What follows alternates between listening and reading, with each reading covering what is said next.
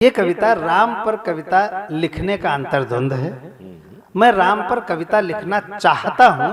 ये कविता तुम लोग बात कर रहे हो, बहुत डिस्टर्ब हो रहा है। हाँ, एक बार वहां पे जो मैं कनाडा गया, वहां पर नियाग्रा फॉल है, बहुत तेज आवाज करता है वो।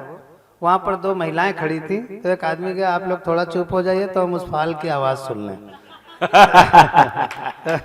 ये होता है। और सबसे बड़ा चुटकुला ये है कि दो महिलाएं आधे घंटे तक चुपचाप एक साथ बैठी रही। ये कविता राम पर कविता लिखने का अंतर्द्वंद है। आपकी कविता है ये, हर व्यक्ति की ये कविता है। आपको लगेगा कि शायद ये मेरी कविता है या मेरे पड़ोस के घर की कविता है या मेरे घर की कविता है। जरा सी तालियां बजाइए। मैं अपने जीवन की एक अच्छी कविता सुनाना चाहता हूं। इसमें हास्य नहीं है लेकिन व्यंग्य है। विष्णु के आदेश। हाँ जी, हाँ जी। मैंने सोचा राम पर एक कविता लिखूं। मैंने सोचा राम पर एक कविता लिखूं और मैं भी राम भक्त कवियों की कतार में थोड़ा आगे दिखूं। मैंने सोचा राम पर एक कविता लिखूं, मैं भी राम भक्त कवियों की कतार में थोड़ा आगे दिखूं। सोचा राम पर एक खूबसूरत कविता बनाऊंगा, उसे स्वर्णिम अक्षरों से सजाऊंगा, उसको भावों से नहलाऊंगा और जनता को सुनाऊंगा। सोचा था राम पर एक अच्छी कविता बनाऊंगा, स्वर्णिम शब्दों से सजाऊंगा, भावों से नहलाऊंगा और जनता को सुनाऊंगा। सोचा राम के किस चरित्र पर कविता बनाऊं, उसे आप सबको सुनाऊं। विचार आया कि राम के पुत्र धर्म पर कविता बनाता हूं। जुड़े रहिएगा अब प्लीज। सोचा राम के पुत्र धर्म पर कविता बनाता हूं, उसे अच्छे भावों से सजाता हूं और आप सबको सुनाता हूं। तभी मुझे ध्यान आया था कि मैंने 3 महीने पहले अपने बूढ़े पिताजी को वृद्धाश्रम पहुंचाया था। तभी मुझे ध्यान आया था कि मैंने 3 महीने पहले अपने बूढ़े पिताजी को वृद्धाश्रम पहुंचाया था। राम ने पिता की आज्ञा का पालन करते हुए महल को ठुकराया था। राम ने पिता की आज्ञा का पालन करते हुए महल को ठुकराया था, लेकिन मैंने छोटे से मकान पर कब्जा करने के लिए अपने लाचार बाप को घर से बाहर भगाया था।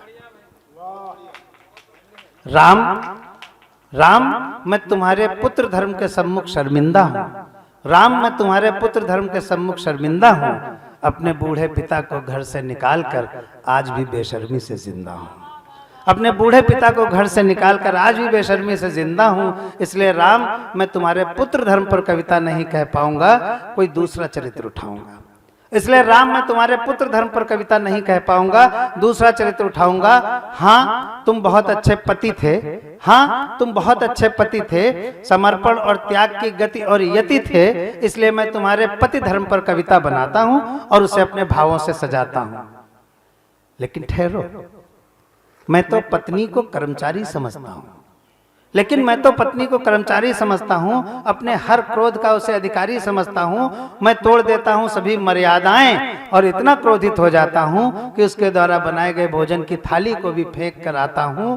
मैं लांघ जाता हूं सभी मर्यादाएं, लेकिन मेरी पत्नी कभी कुछ नहीं कहती है। इन पंक्तियों पर जो यहाँ पर स्त्रियां बैठी हैं उनका सम्मोहन चाहता हूं। लेकिन मेरी पत्नी कुछ नहीं कहती है। घर में शांति बनी रहे इसलिए सीता बनकर सब कुछ चुपचाप सहती है। वाह वाह वाह। घर में शांति बनी रहे इसलिए सीता की तरह सब कुछ चुपचाप सहती है। इसलिए राम, मैं तुम्हारे पति धर्म पर भी कविता नहीं कह पाऊंगा, तुम्हारा कोई दूसरा चरित्र उठाऊंगा। तुम बहुत अच्छे मित्र थे। तुम बहुत अच्छे मित्र थे। अगर हमारी अवध की भाषा में कहा जाए तो तुम मित्रता का एक खूबसूरत इत्र थे। इसलिए मैं तुम्हारे मित्र धर्म पर कविता बनाता हूं और उसे जनता को सुनाता हूं। लेकिन मुझे ध्यान आ रहा है कि मैं 2 महीने पहले अपने सच्चे मित्र से 20,000 रुपए लाया था। 20,000 रुपए उधार लाया था, उसे 5 दिन में वापस करने का वादा कर आया था। लेकिन अब तो मैं उसका फोन तक नहीं उठाता हूं। राम, मैं मित्र धर्म अब इस तरह निभाता हूं। अब तो मैं उसका फोन तक नहीं उठाता हूँ। राम, अब तो मैं मित्र धर्म इस तरह निभाता हूँ। इसलिए मैं तुम्हारे मित्र धर्म पर भी कविता नहीं कह पाऊंगा, कोई और चरित्र उठाऊंगा। हाँ, तुम बहुत अच्छे भाई थे, इसलिए तुम्हारे भ्रातृ धर्म पर कविता बनाऊंगा और उसे स्वर्णिम अक्षरों से सजाऊंगा।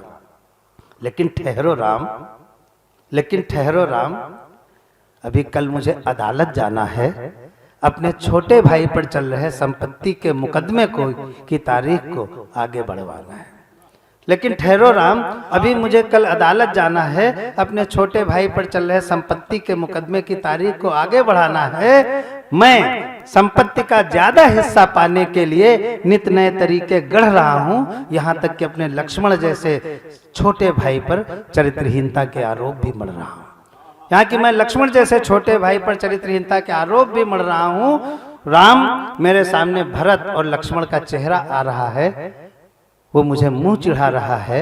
राम, मेरे सामने भरत और लक्ष्मण का चेहरा आ रहा है और वो मुझे मुंह चिढ़ा रहा है, इसलिए राम मैं उनके चेहरे नहीं सह पाऊंगा, तुम्हारे भ्रात धर्म पर भी कविता नहीं कह पाऊंगा।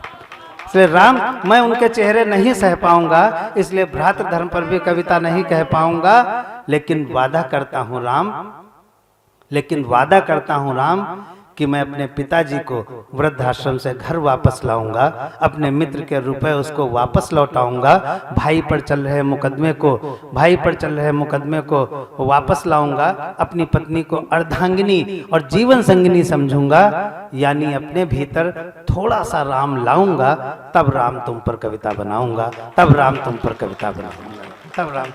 ये मेरे तेवर से अलग हट करके कविता थी, लेकिन मुझे ये लगा कि इतना प्रबुद्ध वर्ग यहाँ बैठा है तो इस कविता को मैं सुना सकता हूँ। कविता कैसी लगी एक बार और ताली से आप बता दीजिए। राम पर कविता बहुत सारी कही गई, लेकिन मुझे लगता है कि ये मेरे अंतर्द्वंद का असली चित्रण था। राम समझ पाना किसी को बहुत मुश्किल होता है, राम जैसा भाई बना पाना भी बहुत मुश्किल होता है, और किसी को लक्ष्मण जैसे भाई जैसा प्यार देना भी बहुत मुश्किल होता है। लेकिन मैं शहीद मेले के मंच पर कह रहा हूं कि डॉक्टर विष्णु सक्सेना मुझे अपना लक्ष्मण जैसा प्यार देते हैं और मैं उन्हें राम जैसा आदर देता हूं।